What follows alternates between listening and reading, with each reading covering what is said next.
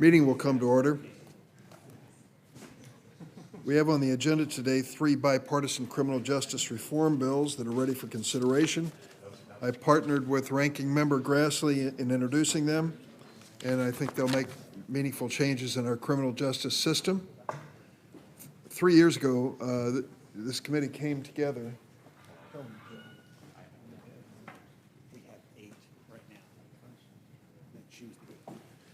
3 years ago, this committee came together on a bipartisan basis to approve the Sentencing Reform and Corrections Act legislation, which I co-authored with Senator Grassley, Senator Lee, Senator Booker, and Senator Cornyn and White House to reduce outdated and unfair mandatory minimum sentences for qualified nonviolent offenders and establish recidivism reduction programs to prepare low-risk inmates to successfully reenter society.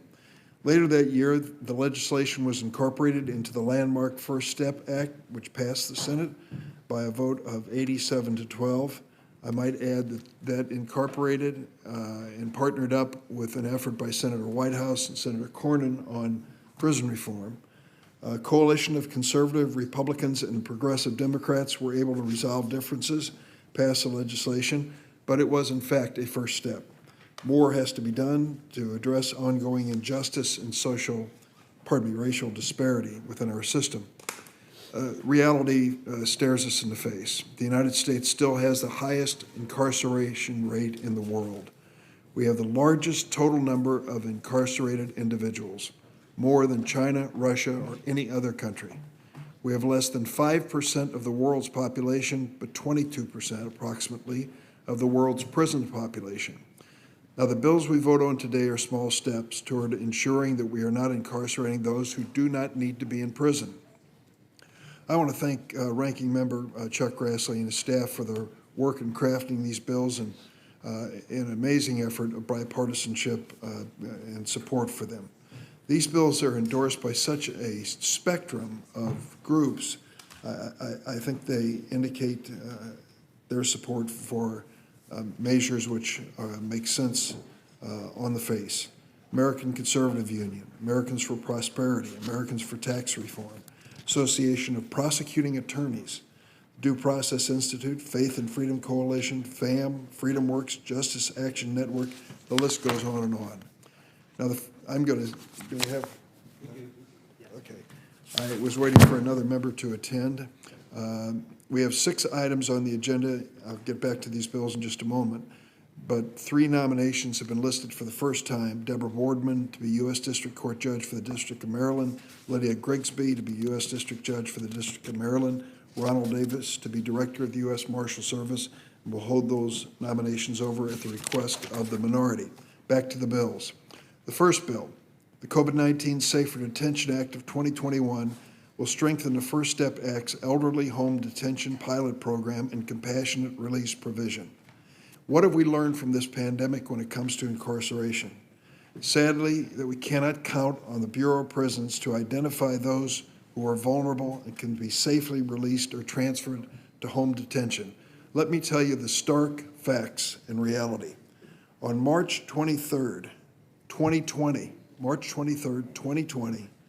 when just 3 inmates and 3 BOP staff had tested positive for COVID-19, Senator Grassley and I led a bipartisan letter.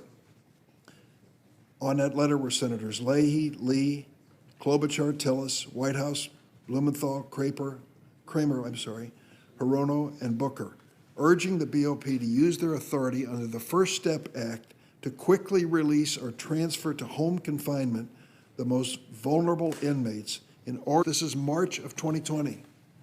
Bureau of Prisons failed. Nearly 31,000 inmates requested compassionate release during the pandemic. The Bureau of Prisons approved 36. 36 out of 3,100. Even fewer than they had the year before the pandemic. At least 35 individuals died waiting for a decision on compassionate release. The net result was the infection rate in our prisons was 6 times what it was across America. And they still refused to give this compassionate release. The court stepped in, using the authority Congress had given them under the First Step Act to order compassionate release of more than 3,100 prisoners. I'm sure we saved many lives with those court decisions overriding the BOP decision. The COVID-19 Safer Detention Act would give judges the same authority to review BOP's decisions for elderly home detention programs and make other modest changes to ensure these programs are used to safely reduce prison populations and to protect inmates, prison staff, and families. In addition to the groups I've already mentioned, this bill is supported by the Federal Law Enforcement Officers Association, ACLU, Leadership Conference on Civil Rights, Law Enforcement, U.S. Conference of Catholic Bishops, many more. Bill number 2, Prohibiting Punishment of Acquitted Conduct Act of 2021. This would do just what it says. It would prohibit a judge from using acquitted conduct as the basis for sentencing a defendant. We could have also called it the Anton Scalia, Clarence Thomas, Ginsburg-Kavanaugh Act because it's based on their opinions. In a dissent from a denial of cert, Justice Scalia, before he died, joined, listen to this, with Justices Ginsburg and Thomas, sharply criticizing the unjust practice of judges increasing sentences based on conduct for which the defendant has been acquitted by a jury. Judge Scalia argued this practice is unconstitutional, and then he said, this has gone on long enough. Justice Kavanaugh made the same point when he was on the D.C. Circuit, calling the practice, quote, a dubious infringement of the right to due process and to a jury trial. The Supreme Court has not addressed this issue yet, but we shouldn't wait for them. We ought to end this unconstitutional practice. That's what the bill does. The bill has broad support. ALEC, a conservative group, ACLU, a liberal group, the Leadership Conference on Civil Rights, Sentencing Project, Texas Public Policy Foundation, and others. Finally, we will vote on the First Step Implementation Act of 2021.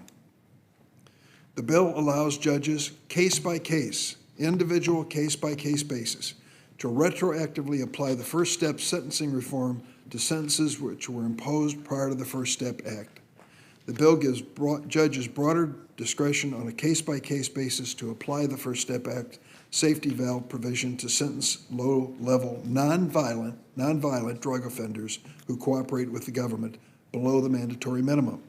Additionally, the bill allows courts to reduce sentences imposed on certain qualified juvenile offenders who have already served more than 20 years. That's a provision I believe Senator Cornyn and Senator Whitehouse originally authored. The bill also provides for sealing or expungement of records of nonviolent juvenile offenses and requires the Attorney General establish procedures ensuring that only accurate criminal records are shared for employment-related purposes, provisions authored by Senator Booker, Chair of the Criminal Justice Subcommittee. If the bill will look familiar to most of us, all of these provisions, every single part of it, were included in the Sentencing Reform and Corrections Act, which this committee approved on a bipartisan 14-5 vote in 2015, and again 16-5 in 2017. I want to thank Senator Lee, who has championed the provision limiting the unfair stacking of penalties under 924C. He has told us many times of the outrageous case of Weldon Angeles that motivates him. Just like in 2015 and 2017, this bill has broad bipartisan support. I won't read all the groups that support it, but I could for the record. There were important reforms when this committee approved them in 2015 and 2017, and we still need to follow those reforms. I look forward to our discussion today, and I will now recognize Senator Grassley. Let me say, before I recognize Senator Grassley, he and I were just discussing the fact that we have 3 bills, amendments prepared, ready to offer. We have an 11 o'clock roll call, I understand, and if someone is out to enforce the 2-hour rule, we finish by noon. I'd like to see this committee be productive and constructive. If we can be reasonable in presentation of our amendments and bring them to a vote, we have a chance to do that. Senator Grassley. Yeah. I'm a co-sponsor of these 3 bills. They're bipartisan, seeking to solve specific and very narrow issues in our criminal justice system. I think they strike a balance of ensuring public safety while finding a path forward on fairness and at the same time saving taxpayers' dollars.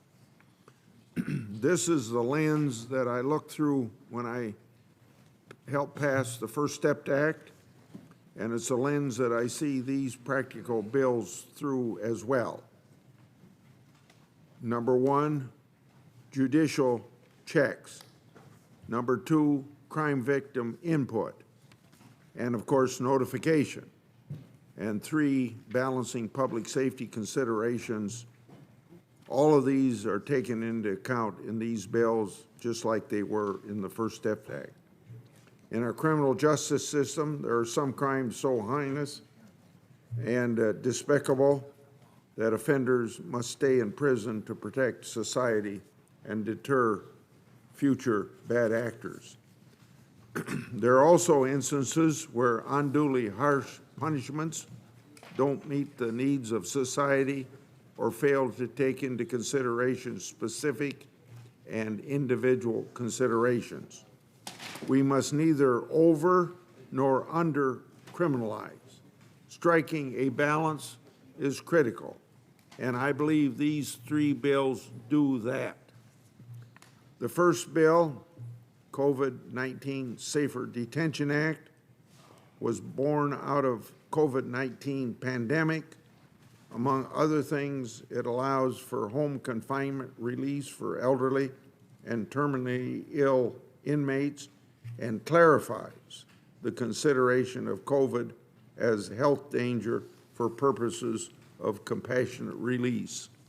We have co-sponsors, the leader, Durbin, Tillis, Whitehouse, Kramer, Coons, Wicker, and Booker. Next, the prohibiting punishment of acquittal of acquitted conduct solves a very simple issue, and in a common sense way, it ensures that judges sentencing a defendant based on offenses of which a defendant has been found guilty.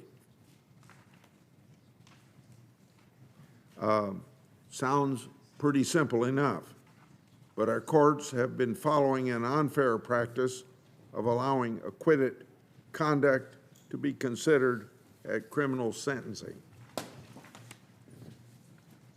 My next paragraph almost repeats what the chairman said about Justice Thomas, Ginsburg, and Scalia, but I think that's pretty strong argument when the words, "This practice has gone on long enough. It's time to end an unjust practice of judges increasing sentencing based on the conduct where a defendant has been acquitted." The last bill, the First Step Implementation Act, brings four provisions from a highly bipartisan bill introduced in 2015 and 2017, and for the purposes of speeding things up, it repeats a lot that the chairman has already said, so I won't go into the repetitive statements. There are many amendments being considered today. Senator Durbin is offering 3 manager's amendments, which reflect feedback from the Justice Department, as well as members of this committee who weighed in. Some of these amendments address important issues in our criminal justice system, and I want to continue the discussion. I want to hear from members about their suggested improvements. I want to hear from agencies about effects of these proposals. I want to hear from civil society on these issues, particularly victims advocacy groups. And I want to hear from the many Iowans who are passionate about criminal justice reform. However, I'm seeing a lot of these amendments for the very first time. It's hard for me to vote for them today without a chance to look them over. And I hope members will keep in touch with me and my staff on their ideas. Thank you, Chairman Durbin, for leading this effort and working with me on legislation being marked up today. Thanks, Senator Grassley. The first bill on today's agenda is S. 312, the COVID-19 Safer Detention Act. It will strengthen the First Step Act's elderly home detention pilot program and compassionate release. On behalf of myself and Senator Grassley, I offer a bipartisan manager's amendment. At Senator Lee's request, this amendment will remove a provision that would have also expanded the eligibility criteria for the elderly home detention program to include those who have served at least 50% of their term of imprisonment and clarify when the BOP's emergency pandemic authority ends. This amendment includes technical assistance from the Department of Justice. Without objection, the manager's amendment will be adopted. Does any senator seek recognition to speak or offer an amendment to this bill as amended? Senator Cotton. Yep. I'll be opposing this bill. This bill has nothing to do with the coronavirus. Didn't have much to do with the coronavirus when it was introduced last June either. I would invite you all to look around the room. No one is wearing a mask, or almost no one. I'm not sure why we're still sitting 6 feet apart. The CDC has said if you're vaccinated, you can take off your masks, you can stop the social distancing. Most of this bill is just an expansion of criminal leniency policies for serious offenders under the guise of protecting inmates. Our colleagues are trying to have it both ways. They want to say that we have to do this for our inmates, even though I would remind everyone that we just had the director of the Bureau of Prisons here a few weeks ago who testified that every inmate in federal prison would be offered or would have received a vaccine by the middle of May. It is now the final week of May. So there is no need to let any criminal out of prison to protect them from the coronavirus. They all have access to the exact same vaccines that allow us to be sitting in this room without masks today, that allow every American to get vaccines if they need them. This is just yet another misguided criminal leniency policy in the middle of a crime wave crashing across our country. So there are some fixes on the bill that are amendments on the. Any other comments?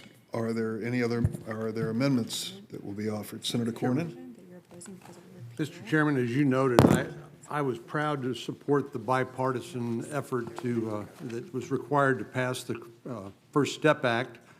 And of course, Senator Whitehouse was my partner on the prison reform, which frankly comprised the bulk of the bill.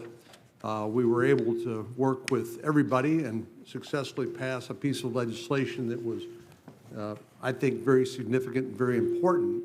There's still additional work we need to do based on our experience in my state with follow-on services once people are released from prison after they've undergone various recidivism reduction programs in prison. Obviously, once they find their way back to their old neighborhood with the same old influences, we need to make sure they are prepared to maintain their life outside of crime. But I couldn't help but note my friend Senator Grassley's comment about some of these amendments that he's seeing for the first time.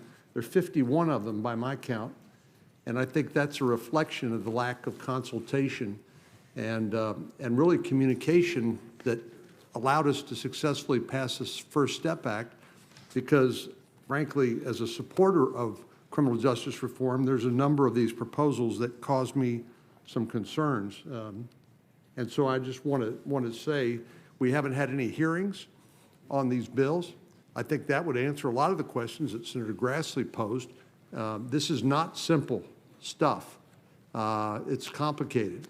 And to me, particularly, as Senator Cotton has pointed out, we're at a 25% increase in murders, which is the biggest jump in 60 years. Murders have jumped nearly 50% in New York City. Crime has increased 36% in Los Angeles, and the story is the same in city after city. Murders, rapes, robberies, and assaults have increased 25% last year, with the rise much steeper, more than 60%, in neighborhoods, for example, surrounding the neighborhood of George Floyd. So this is not the same environment we were in when we passed the First Step Act, and I think that ought to advise caution. I remember General Mukasey, when he testified in support of the First Step Act, he said the standard or really the main criterion by which criminal justice reform proposals ought to be judged is public safety. Public safety. If public safety is enhanced, then that should be encouraging. If public safety is endangered, then that ought to counsel us not to head down that path. So we've seen these bills really for the first time. I asked my office, I said, was there any consultation with other members of the committee beyond the chairman and the ranking member? And the answer was no. This is an unusual process. I'm not saying that I'm changing my attitude when it comes to criminal justice reform, but for example, as reflected in some of the amendments that I will offer today, I do have concerns. So, Mr. Chairman, I do want to offer an amendment to S312. As I said, I agree with the underlying premise of criminal justice reform generally and the premise of this COVID-19 SAFER Act. We do need to eliminate COVID-19 transmission in our federal prisons, although, as Senator Cotton and others have pointed out, the vaccine is widely available to anybody who wants it in America. So, according to the New York Times, only about 40% of prison inmates have taken advantage of the opportunity to get COVID-19 vaccine. That's reflected in an article May 22, 2021 by the New York Times, and I'd ask consent that that be made part of the record, please. Without objection. Rather than address COVID transmission by releasing a subset of inmates, I would propose that we would actually solve the underlying problem, which is get the inmates vaccinated. So my amendment would, in lieu of the original language of S312, require HHS in consultation with the Bureau of Prisons and the CDC to make sure that COVID-19 vaccines are available to every federal inmate, not just the subset included in this bill, within 15 days of enactment. And I would suggest that we could incentivize inmates who are hesitant to receive the vaccine to do so with increased privileges.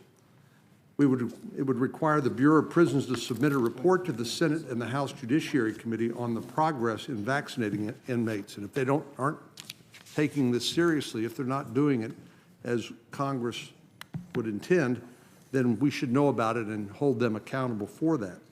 So, Mr. Chairman, this simple amendment would be better and more completely address the underlying problem we're trying to solve, and I would urge my colleagues to support the amendment. Senator Cornyn, let me preface my comment on your amendment to say the bill before us was introduced in June of 2020. So it's been there for a year. And secondly, we have had it noticed in this committee for 3 weeks. So there's very limited element of surprise here in what we're suggesting with any of these bills this morning.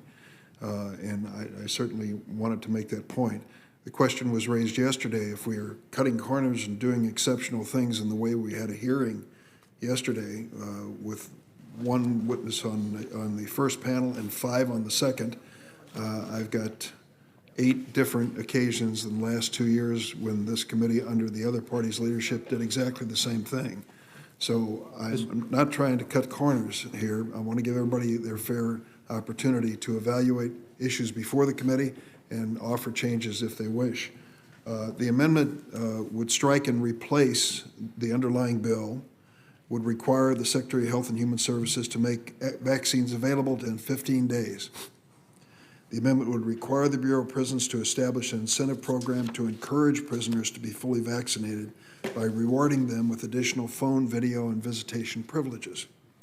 While the program established by the amendment is unobjectionable, the amendment is problematic because it would strike in its entirety the underlying bill. I ask my colleagues to join me in opposing the amendment or to incorporate it as part of the bill. And I want to address the comments made by Senator Cotton earlier. We're fortunate. America is coming out of this pandemic. We can see it in this room. And I want to applaud all those who are responsible for that. but the underlying bill does not limit itself to COVID-19 circumstances. We are talking about elderly release too, prisoners over the age of 70 and terminal prisoners, whether they'll be allowed to go home. That's one of the elements as well. Their situation is complicated by their vulnerability to COVID-19, even as it is diminishing across the United States. But this is not just a COVID-19 release bill. It goes beyond that. Senator Booker? Mr. President, Mr. Chairman, I just want to add to that final point that this is a bill that affects the terminally ill as well. And, you know, I try to live my life by Matthew 25. I am confident that there are more people on this committee who evidence that idea when I was in prison. You visited me far better than I do. Every time I go to visits of prisons, I talk to the wardens and say, are there people here that don't belong? And the toughest wardens I've seen around this country in prisons, federal prisons I've been visiting, will always soften and look at me and say something to the effect, there is a number of people who are wildly wasting taxpayer dollars because they are so elderly and so sick, as one warden put it in an inartful way. It's almost like they've reached this point of crime menopause where they're just not capable anymore. And so that population right now is draining taxpayer dollars, especially from their medical costs and more. Not to mention this idea of compassion is really important for our values as a country. I want to reiterate the points of this bill. Even those people have to reach an extraordinary high bar to even qualify for this. Prosecutors are involved. Victims' statements are involved. A decade or more has passed in their sentences. Judges are involved. This is not like somebody just from our bill is going to get out. They have to hit a very high bar.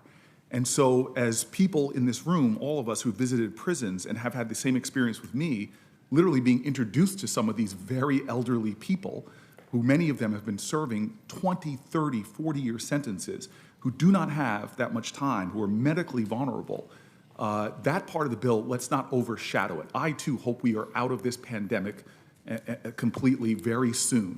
But the parts of this bill that got me so enthusiastic and so grateful for the bipartisan partnership really have to do with that word compassion, because I think the collective values of this committee for people that pose no threat to our safety or security that can hopefully come together around this part of the bill as well. So Chairman. I'll recognize you, Senator Kennedy, in just a moment, but I want to put the proposal before Senator Cornyn for him to consider. I'm suggesting a marriage rather than a divorce, and the marriage would embrace your provision as part of the original bill, and I believe you have given it as an alternative to the original bill. So I'd like you to consider that while others are commenting, or maybe you want to respond. If I can just respond briefly. First of all, in terms of cutting corners on the committee, Mr. Chairman, you told me on the floor yesterday that Republicans did to you and Democrats the same thing that you did to us yesterday. And I've inquired further about this because I was shocked to see controversial nominees, executive branch nominees, 5 of them in a panel, and we were given 5 minutes to question them. 5 executive branch, well, I think maybe there was 1 judge mixed in there. But the example that I believe you've raised is when we had, for example, multiple district court judges that were not particularly controversial in the previous regime of Senator Grassley and Senator Graham when they were chairman. I think that is an apples and oranges comparison. And I do think it was short-shrifted the advice and consent responsibilities of the Senate. On the underlying bill, I'm an ally on criminal justice reform, and I think I've proven that by my voting record and my support. But when we come here with uncooked ideas that haven't even been shared with the members of the committee so we can at least understand them and have a discussion to the ranking member's point, he wants to hear from a lot of people that we're not hearing from before we vote on this bill. And I don't want to make a mistake. I don't want a mistake which endangers public safety, particularly now when we're seeing a spike in crime across America. And a lot of that's very complicated. It's people cooped up because of COVID-19.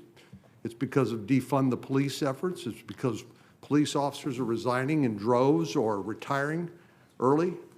I think this is this council's caution, and so that's my underlying point. But I would like a vote on my amendment, and I assume that our conversations will continue.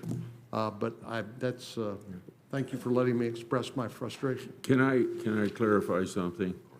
It's a practice on my side of the aisle, and in this case, it was done, that we reach out to every staff person of every senator to get input and feedback, and that's been done. Now, maybe we have the problem that we have with a lot of senators not having time to listen to our staff, but let me assure you that there was every opportunity for feedback from people on the Republican side of the aisle. Mr. Chairman, I didn't see these bills until last day or two.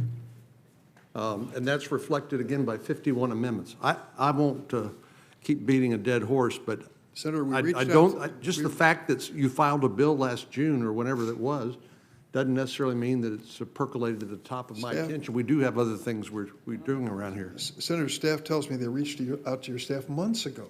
Months ago. It's not days. I mean, this, I haven't seen these You need until to- the past couple of days. I'm not going to say it. Mr. Chairman. We're going to do our best. Senator Kennedy? Yes.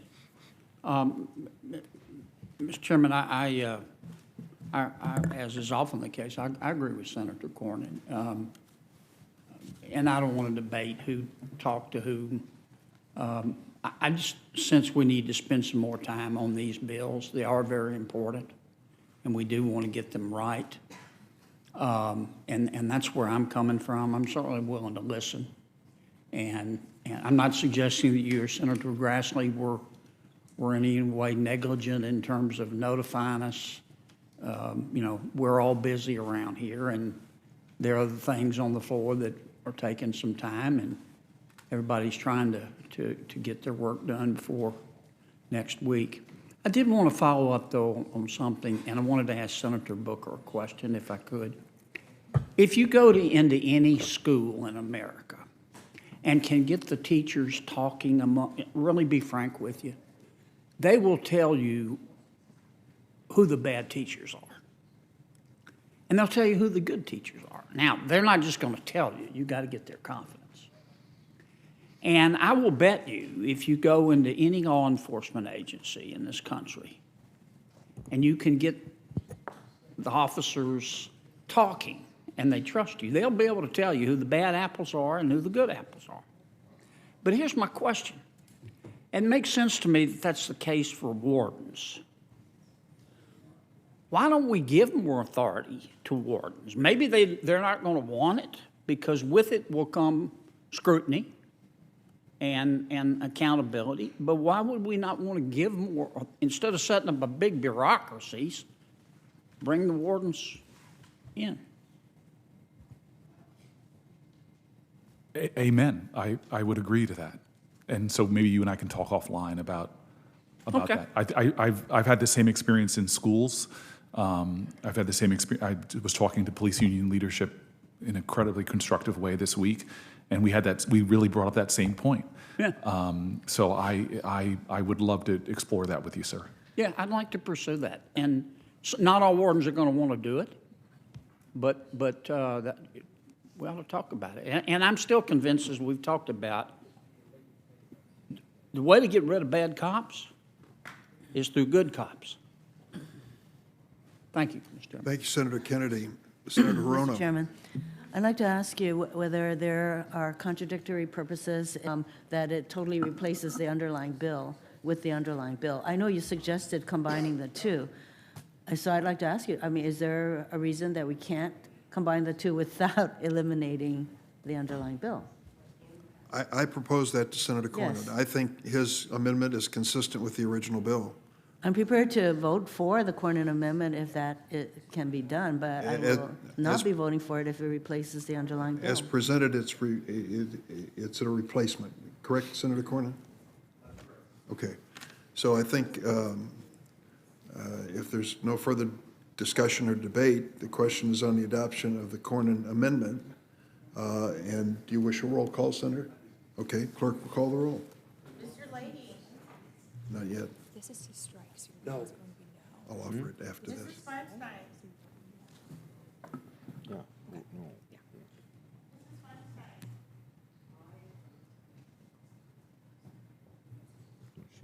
She didn't mean to. Excuse me, no. Mr. Whitehouse. No. Ms. Klobuchar. No by proxy. No by proxy. Mr. Cruz. No. Mr. Blumenthal. No. Ms. Serrano. No. Mr. Booker. No. Mr. Padilla. No. Mr. Ossoff. No. Mr. Grassley. No. Mr. Graham.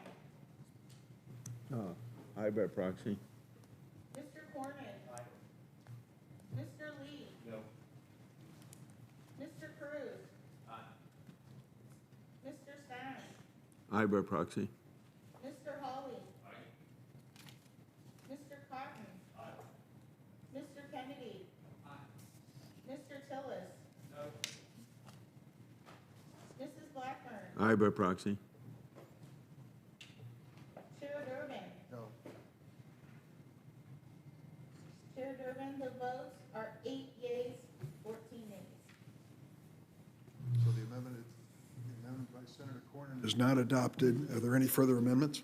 Mr. Chairman, before we get to the amendment, could I simply Senator Whitehouse first. say that I would have likely voted yes for the Cornyn amendment, were it, as the chairman suggested, couched as a friendly amendment, adding to the bill rather than stripping every provision out of it. Senator Cotton? I'd like to call up Cotton Amendment OLL 21734.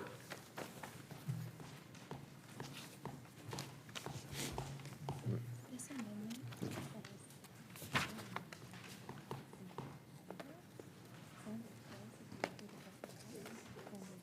Proceed. My amendment is very simple. It addresses the points I made earlier. It simply stipulates that nothing in the bill or any of the amendments made to this bill would apply to any inmate who has been vaccinated or offered a vaccine for COVID-19, unless, of course, the Bureau of Prisons first certifies that the offender suffers from a medical condition that precludes them from receiving the vaccine. I'll once again remind my colleagues that the BOP director testified in front of us just a few weeks ago and said that every inmate in custody would have received a vaccine or been offered a vaccine by this point. I'm glad to see the chairman acknowledge that this bill goes far beyond releasing prisoners for their own safety and the safety of prison guards because of coronavirus. I think many people might be surprised to hear that, given that the title of this bill is the COVID-19 Safer Detention Act of 2021.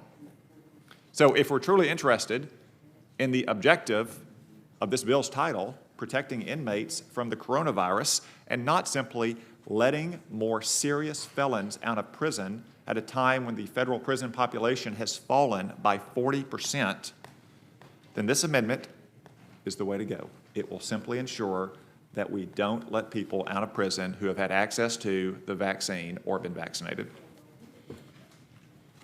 Thank you, Senator Cotton. There is a mistaken premise in this amendment, and the mistaken premise is the fact that this, Senator Cotton is arguing that this measure is really only designed for those vulnerable to COVID-19. That is not a fact. We've had a great deal of success in controlling the pandemic in a few months. Vaccines are now widely available, but the pandemic isn't over in federal prisons. Complications due to COVID-19. Just last week, an inmate in Phoenix was found unresponsive in her cell. She had a pre-existing condition that made her more vulnerable to the virus. She tested positive, was treated last year, but the BOP declared her recovered. She was 67 years old, 16 months left to serve on a 50-month sentence for a nonviolent drug offense. It turned out to be a death sentence. We don't yet know the long-term effects of COVID-19. And at last report, less than half of the BOP staff had accepted the vaccine. Inmates cannot control who they come in contact with. If they are at risk, they ought to be able to quickly petition the court for relief. So I would say the bottom line is this: it is not just about COVID-19, though that clearly has us focused on the situation. We are dealing with elderly and terminally ill inmates. And the point raised by Senator Booker, we are spending a lot of money on men and women who are very unlikely to ever commit a crime. So I would oppose this amendment. Is there any further discussion? I wish I'd offered an amendment to entitle it the COVID-19 Safer Detention and Other Felon Release Act in that case. Clerk will call the roll. Mr. Leahy? No. Mrs. Feinstein? Mr. Whitehouse? Ms. Klobuchar? No by proxy. No by proxy. Mr. Coons? See, I show up when you tell me to. Mr. Blumenthal? Mr. Rono? Mr. Booker? Mr. Padilla? Mr. Ossoff? No. Mr. Grassley? No. Mr. Graham? Mr. Cornyn? Mr. Lee? Mr. Cruz? Mr. Sass? Mr. Hawley? Mr. Cotton? Mr. Kennedy? No. Mr. Tillis? If there's no other amendments, you can call Mrs. the roll and go. Blackburn? Chair Durbin? No. Mr. Chair, the votes are 8 yeas, 14 nays. The amendment's not agreed to. Are there further amendments?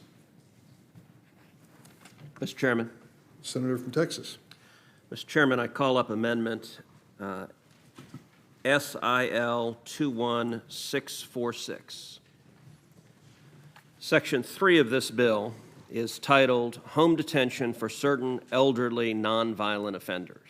And my amendment is designed to make that title accurate and to make this bill consistent with its promise to apply to nonviolent offenders.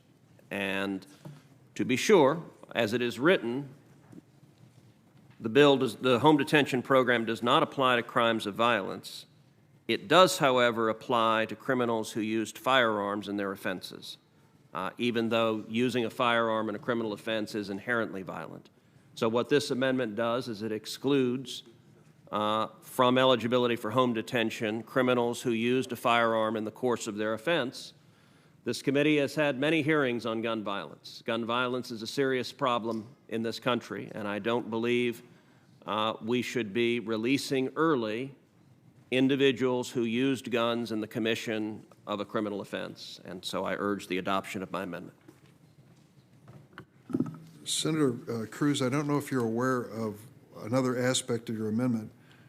This amendment would prohibit anyone charged with an offense involving a firearm from qualifying as elderly, terminally ill offender eligible for home confinement.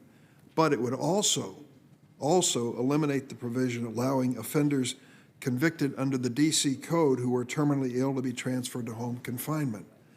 Eligibility for elderly, terminally ill home confinement is already restricted to nonviolent offenders who've been determined by a BOP-approved doctor to have a terminal illness or be in need of care at a nursing home, intermediate care facility, assisted living facility, hospice, do not have a history of violence and are at no substantial risk of engaging in criminal conduct. That's the standard.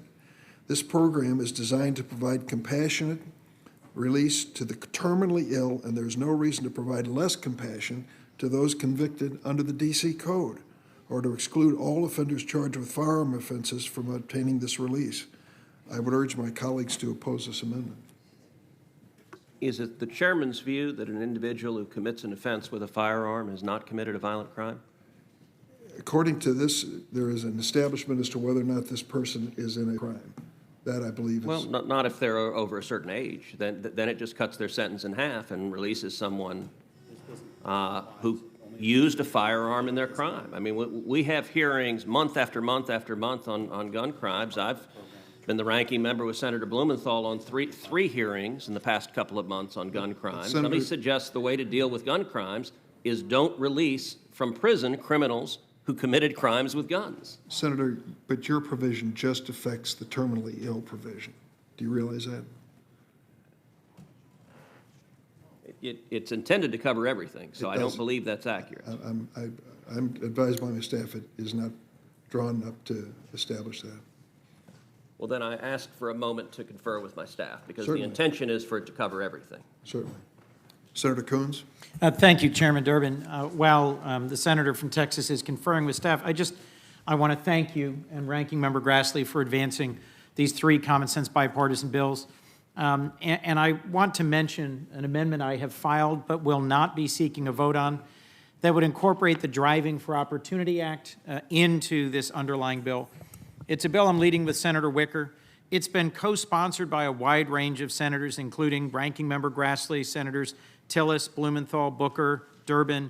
We have 6 Democrats and 6 Republicans. It is a simple principle. It would encourage states to stop the counterproductive practice of suspending driver's licenses for unpaid fees and fines. This bill has strong support from law enforcement, from businesses, from conservatives, from civil rights groups and progressives, and fits within the general framework of the sort of bipartisan criminal justice reform we're trying to accomplish. In my view, it simply makes no sense that when someone is too poor to pay a fee or fine, we take away their ability to get to work or put them in a position where driving to feed their family puts them at risk of jail time and new fees and fines. Law enforcement doesn't want to be doing traffic stops simply for bill collection purposes, and these are folks whose licenses have been suspended for reasons unrelated to driving safety. So I very much hope we can see this bill advance to this committee by markup soon. Thank you, Mr. Chairman. Mr. Chairman. Sure, Senator Grassley. In light of Senator Cruz's amendment and my vote on a process vote to not vote for that amendment, I don't want it interpreted that I want violent offenders to get out of prison and run amok. That's not what these bills are intended to do. This particular bill operates within current eligibility requirements for elderly inmates. It prohibits release to home confinements for those who are dangerous, violent, or sex offenders. There are strict parameters for eligibility, and consideration of violence is at the top of the list. And I presume that Senator Cruz's intent is to just make sure that nobody that's ever used a gun gets out of prison. But with these other restrictions in here, it seems to me if he's going to be a dangerous once he gets out of prison under this legislation, that it wouldn't happen in the first place. I agree with you, Senator, and the underlying bill determining eligibility for this elderly offender situation precludes those who have been convicted of a crime of violence. I mean, I think there's clarity there. Senator Cruz, do you wish to go forward with some version of your amendment? I do. If you give me another moment, we're Okay. We may return to that. Are there any other amendments to be offered to this bill?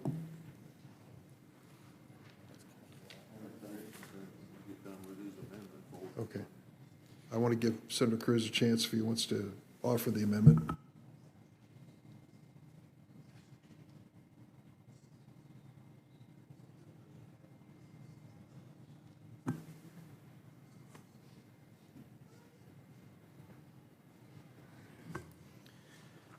Okay, so I have conferred with my staff. Apparently, I have a new vacancy in the council position that they will be. I don't want that to happen. He's actually a very talented lawyer, but the chairman was correct that it was the amendment was drafted to just focus on the terminally ill provision and not the elderly provision. So I have a second-degree amendment to my own amendment that adds the exclusion to both, and so. I can pass this to you. A2 by inserting offense involving firearms before or offense. And the intention, as I said, is to exclude anyone who is convicted of an offense that involves a firearm. I would just say that the bill already precludes any crimes of violence. If you've been convicted of a crime of violence, you're ineligible. But, Mr. Chairman, is it correct that the bill does not preclude releasing early people who committed offenses that involved a firearm? If it's not a crime of violence, if they didn't use the firearm. I can see the point you're trying to make, but I would say that when we're considering the prisoner, their convictions, and whether they're going to be released terminally ill to die, they would take that into consideration. Well, but it's not just terminally ill, it's home confinement, correct? It's home confinement when they reach a certain age. And if the objective is prevent gun crime, and I do believe both sides of the aisles do actually want to prevent gun crime, what has been consistently successful is prosecuting those who commit crimes with guns, but also deterring individuals from taking firearms to the crime in the first place. And programs like Project Exile, which made clear to criminals, if you take a firearm and you commit an offense, you're going away for a long time. And we've seen dramatic reductions in gun violence when criminals understand, if I got a gun, I'm serving real jail time. And so I don't want to undermine the effectiveness of that, because the intention is not only to ensure those who have had a firearm in the commission of a crime, but to deter the next criminals from bringing a firearm for the commission of a crime. And as I said, it was the Clinton Justice Department that initiated Project Exile. It was a Democratic administration that saw the success of an enrichment of Virginia, of advertising, if you take a gun to a crime, you're doing real time. This bill right now would release early individuals who had a firearm in the commission of a crime, and I think that's a mistake. Senator, I'll tell you, I want to be accommodating to your attempt to change your amendment at the committee level. I would like to ask you to consider the following. Whether you're going to vote for it or not, I'd like to ask for a vote on the bill and then give you my promise that we will work together with you before it's brought up for consideration on the floor to deal with the issue which you raise. Well, I'd like to get a vote on the amendment. I'm happy to work with you on it. Well, do you have the language? I do, right here. Copies for everyone in the committee?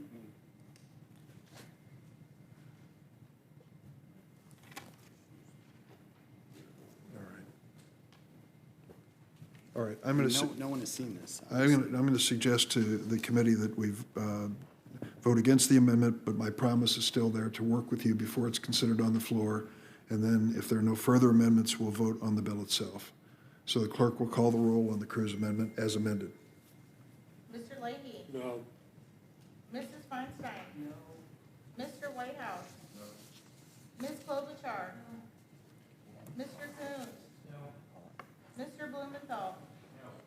Ms. Hirono? Mr. Booker? No. Mr. Padilla? No. Mr. Ossoff? No. Mr. Grassley? No. Mr. Graham? I would vote for Mr. Cornyn? Aye. Mr. Lee? Aye. Mr. Cruz? Aye. Mr. Sass? I vote for Mr. Hawley? I vote for Mr. Cotton? I vote for Mr. Kennedy? Aye. Mr. Tillis? Aye. Mrs. Blackburn? I vote for Chair Durbin? No. Mr. Chair, the votes are 10 yeas, 12 nays. The amendment is not agreed to, and the promise still stands. We'll work with you before it's considered on the floor. If there are no further amendments to come before the... Mr. Chairman, may I just ask a question, please? Sure, of course. Senator So Cornyn. the premise of this bill is that it applies to a defendant who is considered at a higher risk for severe COVID-19, including because they are 60 years old or older, or has an underlying medical condition.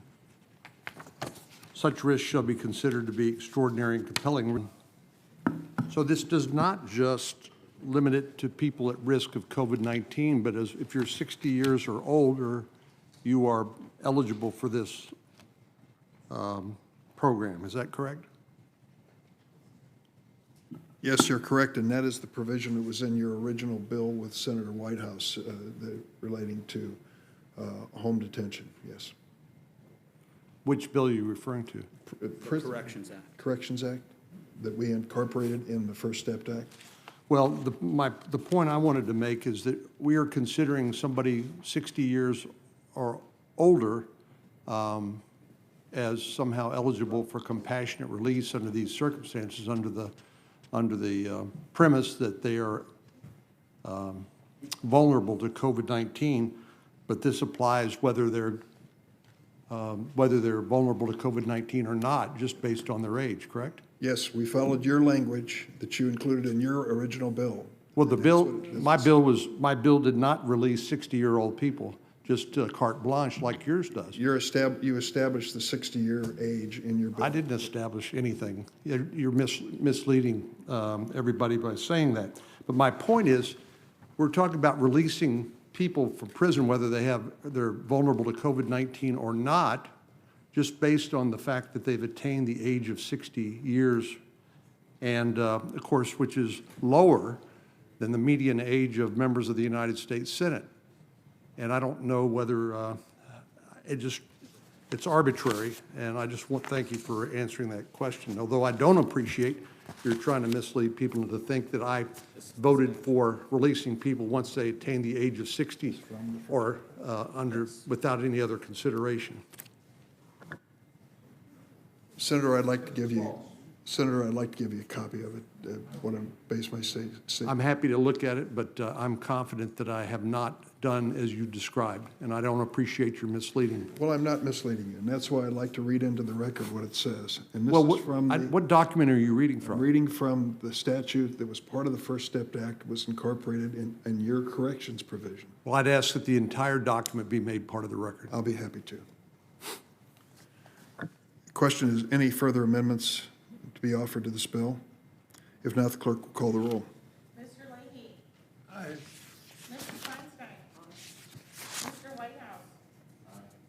Ms. Klobuchar? Mr. Coons? Mr. Blumenthal? Mr. Rono? Mr. Booker? Mr. Padilla? Mr. Ossoff? Mr. Grassley? Mr. Grant? Mr. Cornyn?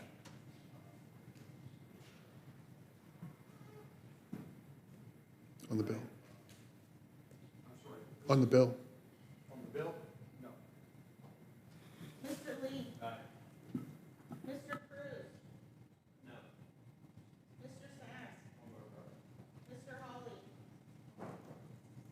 Mr. Cotton? No. Mr. Kennedy? No. Mr. Tillis? Aye. Mrs. Blackburn? Chair Durbin? Mr. Chair, the votes are 14 yeas, 8 nays. And the bill is agreed to. The question now is on S601. Are there any amendments to S601 or comments on the bill? Do the manager's amendment first. Oh, I'm sorry. This bill would prohibit the unconstitutional practice of increasing sentence based on conduct for which a defendant has been acquitted. On behalf of myself and Senator Grassley, I offer a bipartisan manager's amendment. The amendment makes changes in response to technical assistance provided by the Department of Justice. Without objection, the manager's amendment is agreed to. Are there any further amendments or any senators seeking recognition? Senator Cotton. Mr. Chairman, I don't have amendments. I do have comments. I will oppose this bill. I believe it's premature. I understand the point the bill's authors are trying to make. Why should someone be punished for a crime for which they were found not guilty? It sounds clear and it's reasonable, and I understand, as both the chairman and the ranking member said, some eminent conservative jurists have suggested that should be the case. But the truth is that no offender is sentenced for a crime they were found not guilty of in the United States. But we have long held that judges should base their sentencing decision on the entire package of information that we have about a criminal. After the jury convicts a criminal, they can decide the appropriate sentence for that individual within the guidelines and mandatory sentences that we have set. But this bill would exclude from consideration any acquitted conduct. An acquittal, however, is not a finding of fact, except in certain instances. Juries don't make specific factual findings, and it's impossible to know what facts they believe were proven that underlie the elements of a crime.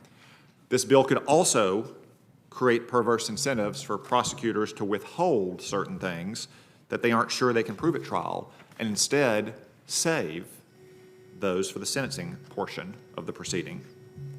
After all, if they never charge the defendant with those specific crimes, those crimes can't be acquitted conduct under this bill's definition, and then can be used as part of the pre-sentencing report to enhance the criminal's sentence. So I believe this bill deserves a hearing before any further action is taken. I suggest that we should hear from prosecutors, the Sentencing Commission, defense attorneys, and others about how this bill would impact the criminal justice system before moving forward. In the meantime, if we do, I will be voting against. Mr. Chairman. Mr. Chairman. Chairman, it seems that the Senator Cotton said that people are never convicted of a crime they didn't commit. Unfortunately, they often are. And we've seen this with the Innocence Project and others have done. We've seen people who, when evidence came forward after they've been executed, that they had the wrong person. We have seen people on death row that have been released at the last minute because they find that they were not, they convicted the wrong person. And if a prosecutor is withholding evidence, the case law is very clear. They can be censured for that and be handled for that. Having been a prosecutor for 8 years, I'm well aware of that. So I support the legislation. Mr. Chairman. Thank you, Senator Leahy. Before I recognize Senator Whitehouse, I would like to without objection, enter into record a letter from the Association of Prosecuting Attorneys dated May 26, 2021. I will read the operative paragraph. On behalf of the Association of Prosecuting Attorneys, I am writing in support of your efforts regarding the proposed Prohibiting Punishment of Acquitted Conduct Act of 2021. The provisions included in this act will ensure that due process rights of the defendant are respected even in post-trial sentencing phase. In so doing, this act maintains the sanctity of jury and bench trial rulings without infringing upon the judicial discretion in sentencing. Senator Whitehouse. Yeah, Mr. Chairman, I have some hesitations about this measure as well. Those of us who've been around criminal jury trials understand that what goes on in the jury room stays in the jury room. And sometimes jury verdicts can be a little hard to explain. If the jury verdict can't be explained and it's a guilty verdict, there's an appeal, and ordinarily it's overturned, and that's the end of that.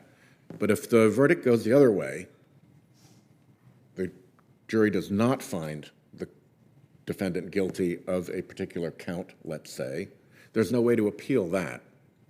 And again, strange verdicts emerge from juries from time to time.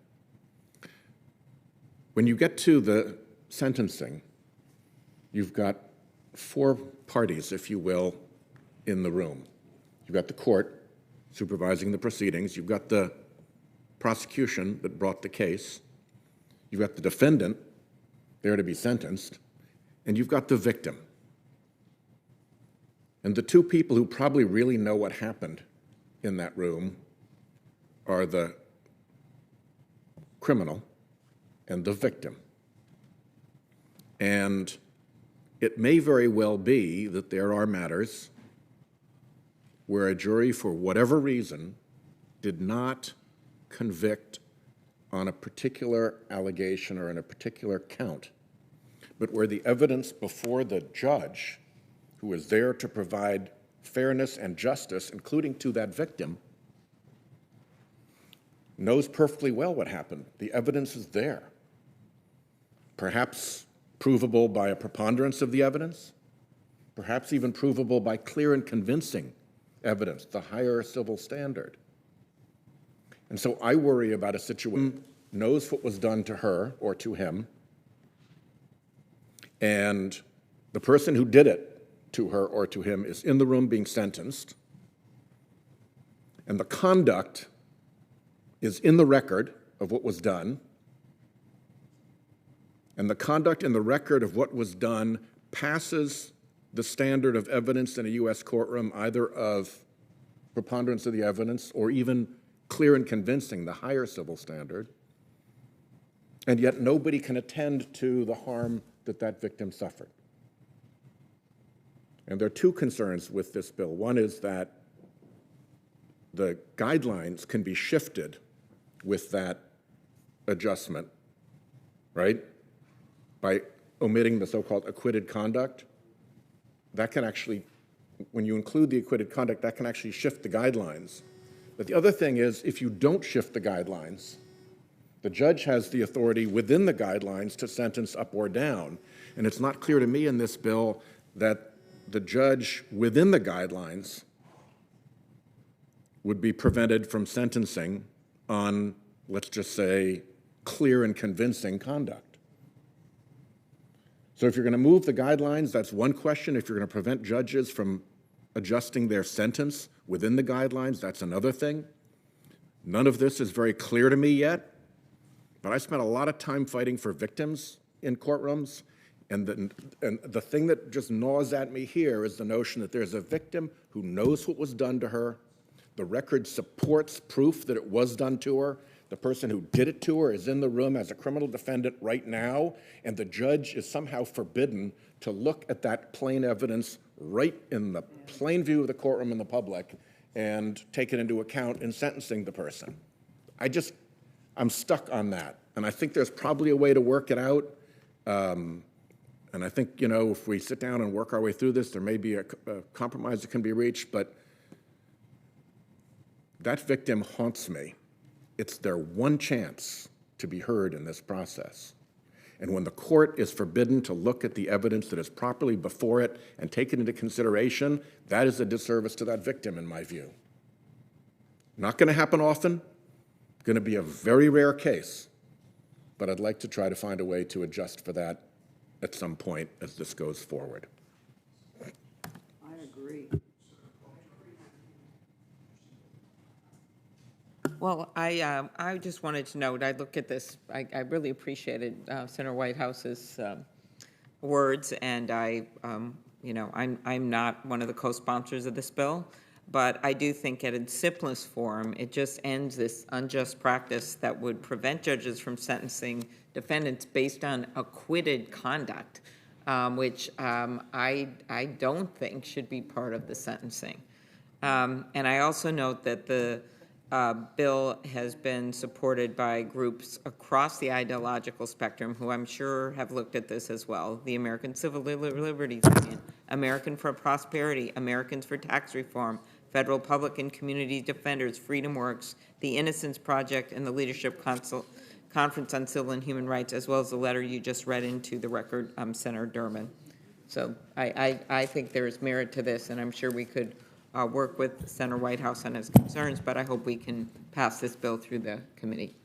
Mr. Chairman. Senator Kennedy. Senator Whitehouse, have you seen instances like this? Or heard of them as a prosecutor? Certainly, I think anybody who's been involved in prosecutions for a while can understand the situation. Obviously, it gets narrower and narrower. You have to start, for instance, with culpable conduct that the jury did not convict on.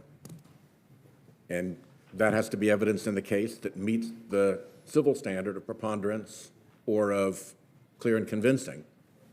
And then you'd have to have a situation in which, we really haven't seen that before because courts now are allowed to take this into consideration. So what we have seen is the situation in which there are two counts, the defendant's convicted on one, the defendant's not convicted on the other, but there's such abundant evidence that the other conduct was actually done by the defendant that a judge is entitled under existing law to say, you know what, you weren't convicted of that, but at sentence, it's clear and convincing to me the evidence that you did this, and I've got the person you did this to right here in the room with me, and he or she knows darn well what happened because it was done to her or him, and we solve that problem right now by allowing the judge to make that determination. Mr. Chairman. Mr. Chairman. I'm sorry, Senator Cornyn, yes. Mr. Chairman, let me associate myself with the concerns expressed by Senator Whitehouse, who not coincidentally is an experienced prosecutor, former U.S. attorney. But let me just pose one hypothetical, which I think demonstrates the risk that we're running into here without giving it due consideration, having a hearing, understanding all the aspects of this. Assume somebody's charged with serial sex offenses.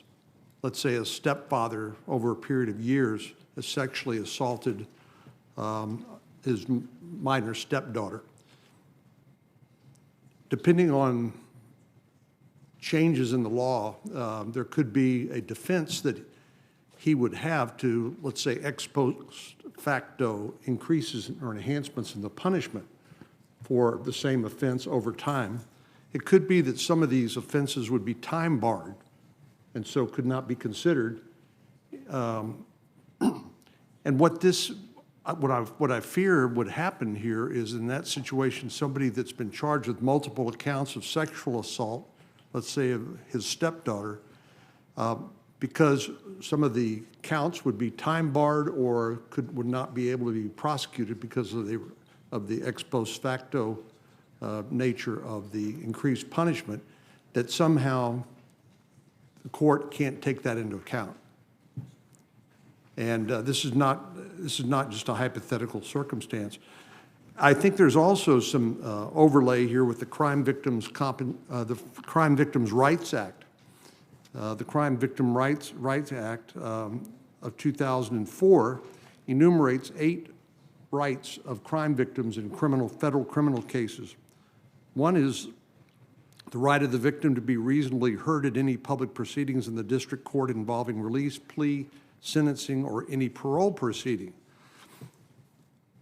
I don't know how, if somebody is a victim of serial sexual assault and they're not convicted on one count for some reason, but they are convicted on other counts, you can say, well, you can't consider anything related to the count upon which the defendant was acquitted, but you can't consider other things. To me, that's inconsistent with the Crime Victims Rights Act passed by Congress and signed into law by the President in 2004. And I think what I would ask is that we have an opportunity to explore this a little further, the unintended consequences of this. And I know they would be unintended, because I'm sympathetic to what I think you're trying to do, is say you can't be punished for a crime for which you've been acquitted. But there are circumstances under which that would inure to the benefit of a guilty criminal defendant and violate the rights of a crime victim to be heard as provided by law. Senator Cornyn, I think there are enough concerns expressed on both sides of the table that we hold this bill over and have this conversation. And so that's my intention at this moment. The question, we have a pending roll call vote on the floor. We have a third bill before us. If there are amendments to be offered to that bill, we clearly are in a circumstance where we can't vote and come back and consider them if someone's going to enforce the 2-hour rule.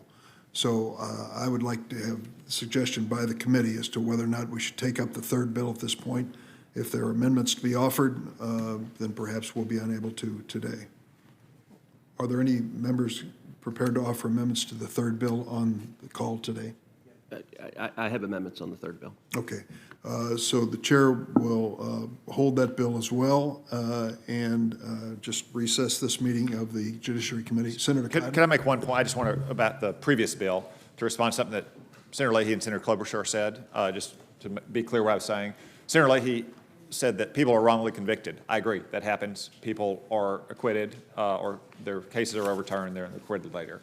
Senator Klobuchar said people shouldn't be punished for crimes they didn't commit. I agree. What I say is that judges typically have the full picture of all the information we have when they're sentencing on the crimes and associate myself with what Senator Whitehouse said, and I look forward to working together to see if we can improve this bill and achieve the laudable purposes you have. Let me just say before everyone leaves, if I could ask the members to have their attention, please. We're going to have to reschedule these earlier in the day. Our meetings are clearly not enough if we're facing the 2-hour rule. It can't be done, and give everyone the time to express themselves and to offer amendments, and that's what this committee's all about. So we're going to have to start meeting earlier in the day for that to happen. I hope I can have your cooperation in that regard. The Judiciary Committee stands